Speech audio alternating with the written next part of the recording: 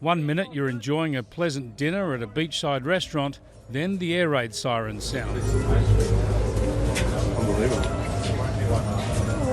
This is life in Israel in 2025. The Houthi missiles constantly target civilian areas.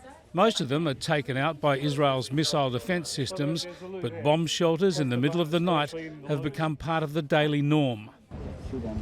At the site of the Nova Music Festival massacre, listening to survivor Shalev Biton talk about the past, the present interrupted. He was the type of people that actually could work in Israel from Gaza. This was nearby Israeli artillery targeting Gaza, and Shalev carried on. At the same moment you understand that someone is shooting now, and then you understand that these gunshots are at you. Someone is shooting at you right now, so you just start to run. On that shocking day, Shalev and his Jewish friends fled by car, then by foot across the fields and the creek beds, eventually hiding at a farm, saved by a Muslim Bedouin man, Yunus, who courageously told terrorists he'd seen no one. We will run outside and hide inside a very tall cotton field. The pair are now lifelong friends. A short drive away is Kibbutz Be'eri, where more than 100 people were slaughtered or taken hostage and then slaughtered on October the 7th, 2023. The evidence of brutality, barbarism and lives wasted is everywhere. Danny Majna lost his sister and many friends that day. Who lived here and what happened to them? This was Vivian Silva's house, and I'm going to talk about it inside to everyone. Vivian Silva, like most people on these kibbutzim, was a progressive. They're peace activists, and that didn't help them one little bit. As you walk around this kibbutz, you're very conscious of the fact that you are only 4 kilometres from the Gazan border, just over there. 4 kilometres. That's where the terrorists came in from on that day more than 19 months ago.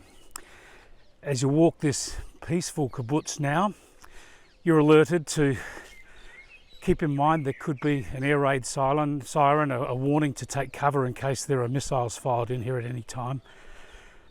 But you can hear the dull thump of artillery shells going off in Gaza, like short bursts of thunder in the distance. Just a constant reminder that the war is going on just over there.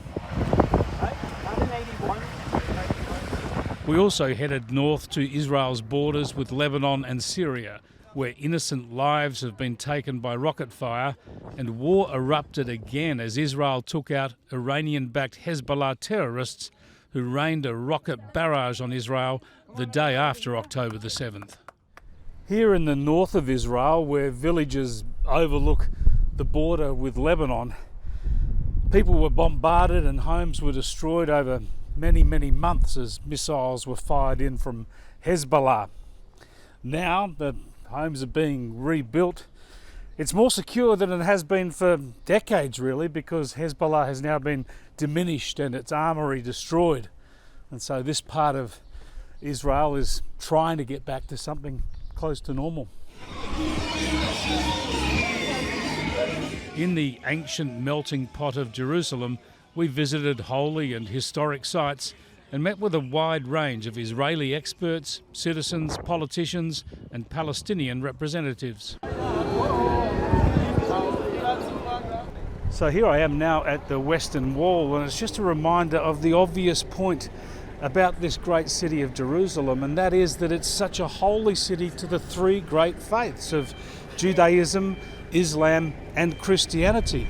Just this morning I was above this wall at the Al-Aqsa Mosque and the Dome of the Rock, the 3rd holiest site in the Muslim religion.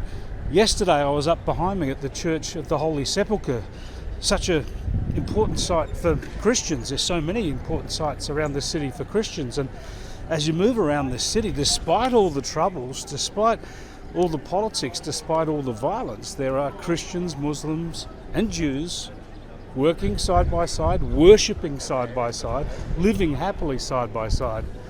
That's the story you don't see. That's the story that gives us hope. We also met with President Isaac Herzog, who pleaded with Anthony Albanese to visit Israel to inform himself and engage on the issues. But our PM seems happier taking potshots from the sidelines. All across Israel there are memorials, posters and protests to support the hostages and bring them home. We met Vicky Cohen, whose soldier son Nimrod has been held now for more than 600 days. He likes nature, he used to hike with his friends. Just 3 months after he was taken hostage, Nimrod's twin sister Romy began her military service. This national trauma over hostages is everywhere. One former Major General we heard from said he considered all remaining hostages part of his family.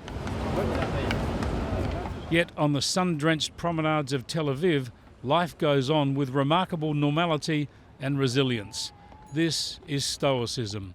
Israelis are divided on how best to end the war and on whether Hamas can ever be truly eliminated. Most express concern for Palestinian civilians terrorised by Hamas and killed and injured in the war with Israel. But they are united in their support for their own country and share a determination to see Israel survive and thrive.